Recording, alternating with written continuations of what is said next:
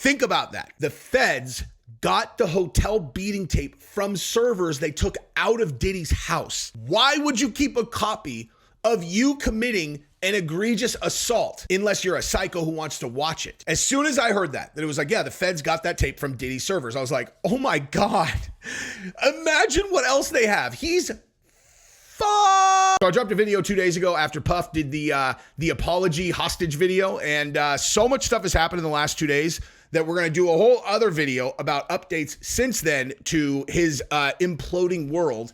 And I can't imagine I'm going to be able to fit the bodies in. And what I mean is I've been telling everybody on my live streams that I have another video coming about suspected bodies that P. Diddy is responsible for, like celebrities that are in the ground, or, you know, boyfriends of celebrities that are in the ground because of Diddy. And like I said, when I told you guys on the streams, I started looking at these cases like, all right, you know, because there's a lot of nonsensical clickbait on YouTube about this stuff, or just in the media. But when I actually looked at this, I was like, oh, he's dirty on these. He's dirty on these. And but exciting news for today is I've got a lot of good stories about Diddy. Number one, I'm going to tell you where the feds got that tape, because my goodness, and I'm talking about the Cassie tape, because when you actually put in perspective, oh, that's where they got it, and then you start to wrap your brain around what that means in terms of what else they must have. Diddy, oh my gosh, man. We got the mayor wants to take away his key to the city. We got 50 Cent sold his documentary to Netflix. We got his drug mule who made a deal, and we're going to talk about that one in detail because that's the big one. Spoiler, the drug mule is witnessing, and I will tell you exactly how I know. This is confirmed. He's done. Diddy's done. Witness number one, the drug mule. But then there's this also. You know, he's got a girl who is now saying that she was drugged and assaulted. What evidence of that would there be? You know, I mean, geez, she got drugged and assaulted with Diddy? No way. He would never do that, dude. That's not something that was absolutely standard operating procedure for that guy. Now we're going to start right here, just going over again some of the most outlandish accusations from Cassie and her lawsuit, so that we can feel much, much better as we go through the rest of this video, you know, which is basically the implosion of Diddy's entire life, leading to him probably spending the rest of his life in jail. So you guys, you know, it's a lot more satisfying if you start off like, hey, remember when he did this?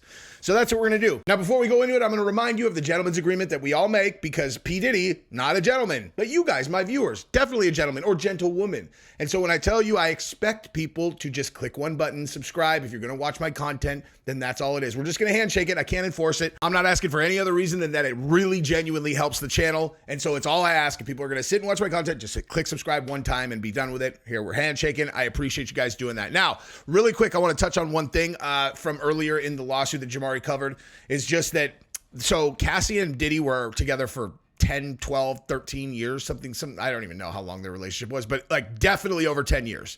And she said that multiple times a year, he would violently attack her and whip her ass, and then use his money and his power to cover up bruises, to make sure that nothing ever came of it, to get hotel footage and shut that down, so on and so forth, etc. Okay. So that's the kind of situation that she's in, right? And that's basically right from the beginning of the relationship. So when you get to this point, Mr. Combs telling Cassie that he wants to engage in a fantasy of his called voyeurism. It would turn him on to watch her with another man. Okay. So this is, I just keep coming back to this whole thing about her being with other guys, with him watching. So if Diddy is like, hey, you know what I think would be great is I would love to watch you with another man. And she's like, I don't want to do that at all. You know, like that sounds awful to me. And he's like, I don't care. She's going to be terrified to say no to anything that he says, because he constantly whips her ass. Okay. We're not talking about two dudes fighting. We're talking about a helpless victim that cannot fight back, has no chance in a fight whatsoever. And he just stomps her out. So again, when he's like, I want you to degrade yourself and, you know, be some kind of weirdo that likes to bang escorts like many times a year in front of me, like this was happening weekly. Okay. As you'll see in a second. So she can't say no to that, right? She doesn't feel comfortable saying no. So they end up doing it. And he began calling it freak offs. And he would repeatedly tell Miss Ventura at random moments that he wanted a freak off. Miss Ventura would eventually be expected to facilitate the location and hiring the male escorts. Okay, so she has to do it. And then Diddy just meets her at a hotel, and she just gets down with this dude in front of him. At certain points during which Miss Ventura and Mr. Combs' relationship, he would insist on freak offs weekly. Mr. Combs would repeatedly tell Miss Ventura that this practice was our thing and our secret. Yeah, because he knew that people would be all, what are you, some kind of weirdo cuck, bro? You some kind of cuck, dude? And what I would have told everybody, as I have discussed with people before, is there's two different kinds of people who like to watch, okay? You have one that are cucks, and they like to get humiliated. And they're like, oh, I can't stop her with this big, tough man. But it's really hilarious. There's something about that, like, there's something about that whole dynamic that is so bizarre to me. But what I think is absolutely hilarious about that dynamic is when it's white dudes, they always want their girls to bang black dudes. What is it with that, dude? Like, Sarah, you know what I mean? Like that's like a deep, examination of their psychology. They're all, because they want it to be some dude, some big dude that they can't say shit to. You know what I mean? Like they're powerless to stop their girl from taking it from another man. And they're all, yeah, you know, it would be the ultimate as if it was this big black guy. And you're like, why? Why a big black guy? You know, it's still a dude railing your wife, you know, like what's wrong with a big white guy? They're all, I don't know, man. It's just something about black guys. They're so scary. You know, that's more like the most racist fucking things ever when you really think about it. It's like, why a big black guy? Because that is like very universal in that community. Not that I would know from, you know, scrolling lots of, you know, material on Reddit, which I do, because I just think that's the weird. I just think that's fucking weird. You know, you're like, really? You know, sit there and just be like, oh, boo, I can't stop her. Fucking weirdos. But it is pretty hot. And I'll tell you why. Only because the girl that does it usually is like super into it. That's all I care about. It's like, is the girl enjoying herself? That's basically what does it for me. And usually in those hot wife situations, that girl is a freak who loves doing this shit. Not necessarily in Cassie's, situation though. Now, the other kind of person who likes to watch is a power freak. Okay. Like it's not about, oh, I'm getting humiliated. It's the exact opposite of that. It's like, I control this girl to the point that she'll degrade herself by getting smashed by this dude that I tell her to. I'm going to sit here and watch, and I'm going to be like, if I feel like I can be like, hey, guy, that's enough. Get out. And the dude will get out. Or if I'm like, hey, flip her over, they'll do it. It's like I'm a power psycho.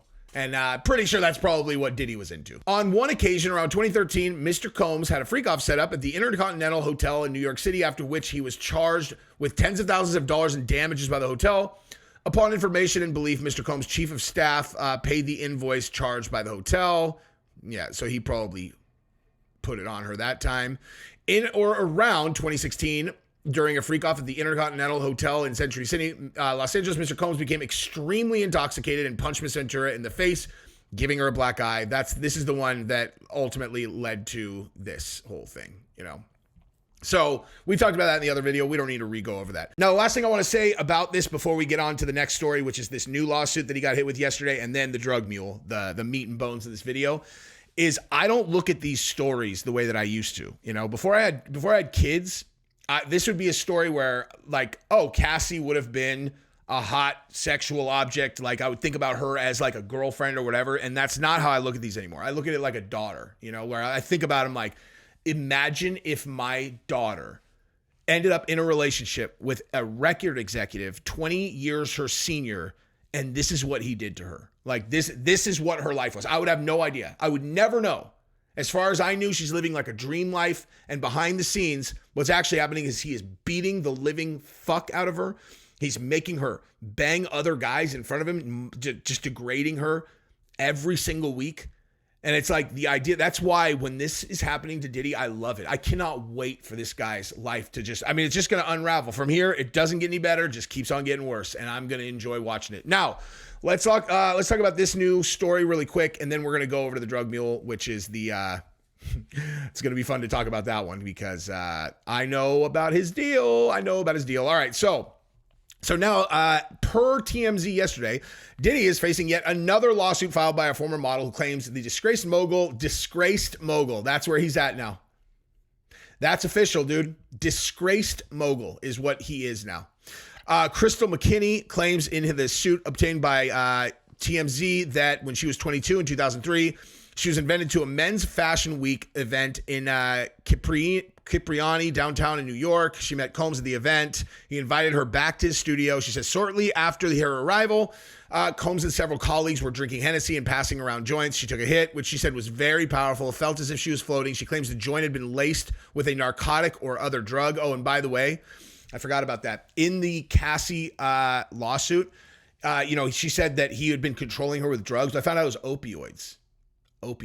He got her hooked on opioids. Now, I will say this, having experience in that particular category, no one gets anyone hooked on opioids without being hooked on them themselves in almost every single scenario, right? In literally almost every single example. Now, is Diddy the kind of guy who is an actual psycho who would do it just to like control a person? Maybe.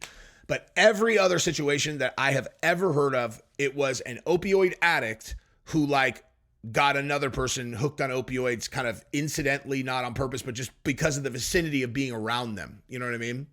That shit is like a cancer and it spreads. You know what I mean? But so Crystal says Combs then demanded she follow him to the bathroom, where she says he forced himself on her, began kissing her, and shoved her head to his crotch before commanding her, suck it. No way, dude. I hadn't read this yet, dude. Suck it. Commanding her, suck it. That is incredible, dude. Suck it. Who's ever said that in real life? Like, here, suck it. That sounds made up, actually. I might even say she's making that part up. She says she refused, but Combs then pushed her head down and forced her to do it. She started walking away, but then felt woozy and lost consciousness. She said that the next thing she knew, she woke up in a taxi, realized she had been assaulted. It's unclear from the lawsuit whether she's referring to the yada, yada, yada. All right. So does anybody think that that's not true? Because I think it is probably true. She claims that she got severely depressed and attempted to off herself in 2004. She knew she had a moral obligation to speak up. I hope she gets that money, dude. I really do. So that's that story. Suck it. Suck it, dude. No fucking way. Even this scumbag, you would think would have a more smooth way to fucking offer that up, you know? Like, suck it? That is so weird, dude. Anyway, so let's move to the meat and bones of this thing. I know everybody's been waiting to hear about the drug mule because that is going to be amazing. Look at the smile on my face. Let's talk about this guy. All right, so the drug mule, the white boy from Syracuse, young, preppy, perfect guy to carry all your stuff around. He cut a deal, and we're going to watch some of this, and we'll comment on it because, like I said, I got word from someone who I talked to who is like one of the, his resume, I thought it was made up until I looked him up. I'm like, whoa, this guy's worked on crazy federal task force, LAPD stuff. Like he's worked like every major crimes unit he has worked at some point. And so I always go to him and ask him, and I'll tell you exactly what he said about this after you hear the details. I firmly believe the feds are watching everybody in Diddy's universe. So obviously this is the actual arrest video of his drug mule.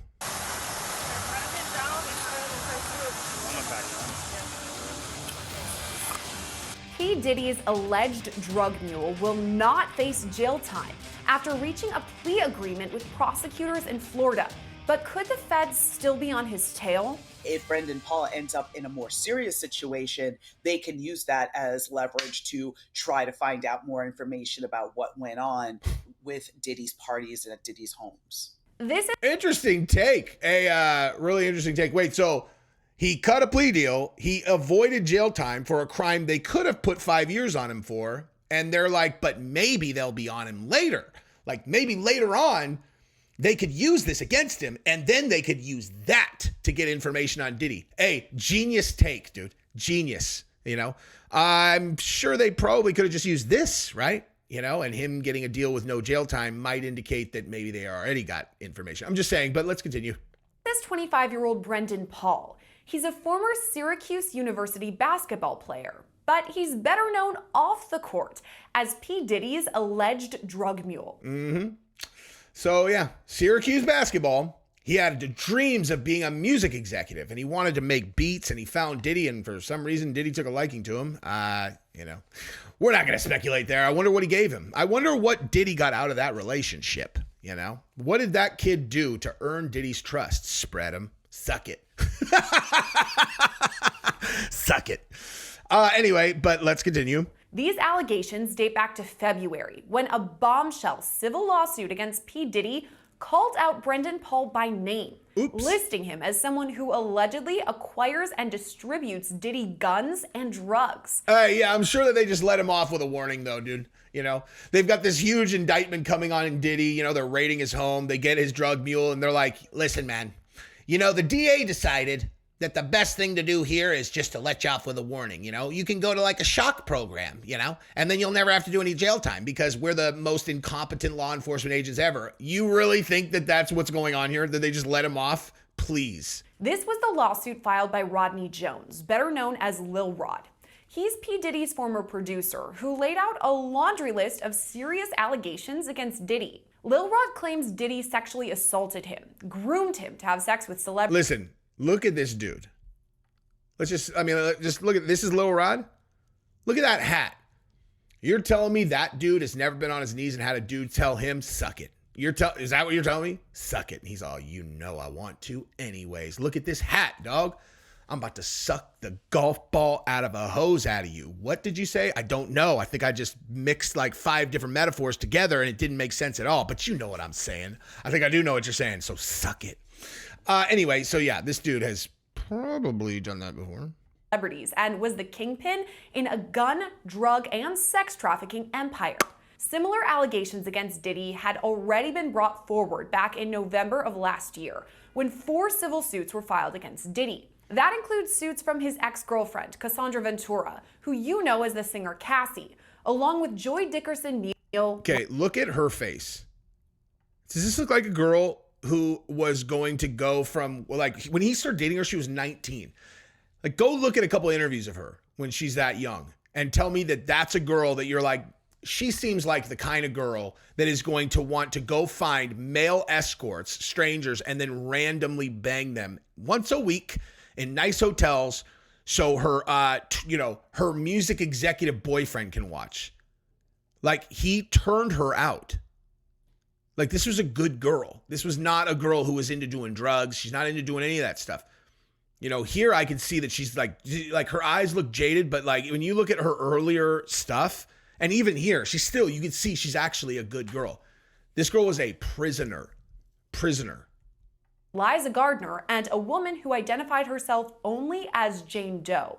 All 3 women alleged Diddy raped them, with the allegations dating back to the early 90s. That brings us to March 25th of this year, when federal search warrants were executed at 2 of Diddy's properties in both California and Florida. Almost 2 months later, Diddy has not been arrested and no charges have been filed. But which brings us to, where did the feds get the tapes? They got them from the raids, okay? They got him from the raids. So think about that. They took all his servers, all his computers, every single digital device from his houses, gone. Feds took them and they scoured them, okay? That's where they got the tape. That's where they got the hotel tape. So when you hear that, think about that. The feds got the hotel beating tape from servers they took out of Diddy's house. So if Diddy got that tape, he caught and killed that tape. What else do you think he's got on those servers? If he actually kept that, he kept that. Why would you keep a copy of you committing an egregious assault unless you're a psycho who wants to watch it, you know? Like maybe he likes watching himself beat someone, but think about what else the feds have. As soon as I heard that it was like, yeah, the feds got that tape from Diddy's servers, I was like, oh my God, imagine what else they have. He's fucked. Anywho, let's continue with this story. Things didn't stay quiet in Diddy's world for long. On March 27th, just 2 days after those federal raids, Brendan Paul was arrested at the airport in Miami while trying to board Diddy's private jet.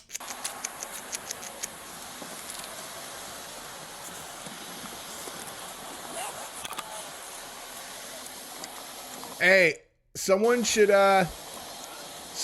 ask one of these these prison tubers how they think this kid would do in jail. Hey, how's this guy look? Like, looks like the kind of guy that'll he'll do fine, right? He'll do fine. Wait, I'm sorry, you said you were Diddy's drug mule? So that means you got money, right? You got money? Yeah, I have money. Good. Don't worry about it. Just keep doing what you're doing. We're definitely not plotting on you. We're not going to take everything that you have, including your manhood. Paul was arrested and charged with cocaine and marijuana possession, but the latter charge was quickly dropped. Just this week, there's been movement in his case in the way of a plea deal. The bottom line, Brendan Paul will not face jail time. And he would have been facing 5 years in prison.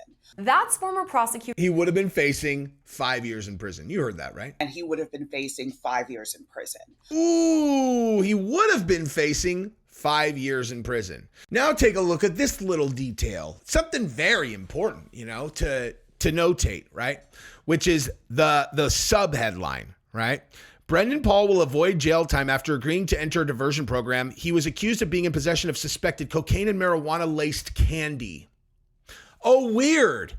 So it wasn't just blow and it wasn't just THC, products. It was actually a candy that had illicit narcotics in it, as well as THC. Almost like it falls right in line with what everybody's been saying, that Diddy hides drugs from people, and gives it to them unknowingly. And also, you're telling me that you get to just go into a diversion program as if you were just carrying a tiny bag of blow if you're this guy? Yeah, right. He flipped. Okay. So what I said to my guy is when this happened, I sent this to him and I was like, so if he's avoiding jail time, this means that he flipped, right? His response was one line and it was like, he will be witness number one. Bam. Done. He's done. This guy who reportedly, per another lawsuit, named in my name before this happened, is the guy who buys all Diddy's guns, buys all, procures all of the sex workers, and buys and carries and distributes all of Diddy's drugs. Weird. And so I wonder once they got into his devices, if they were able to, find some stuff that proved that this was about 1 million miles from an isolated incident. This is what's so hilarious about this. This person is, he would have been facing 5 years. Based on what? Well, he would have been facing 5 years because, he had cocaine, it was because of what he had. He had blow and he had, marijuana. And it's like, so you'd be facing 5 years? Yeah. You're like, you don't think that maybe they looked into his devices at all? Given that we know that he was the one who was buying and distributing narcotics for Diddy? Well, I don't know. So how do you know what he would have been facing? You really think that you have insight into this case because you saw an arrest video?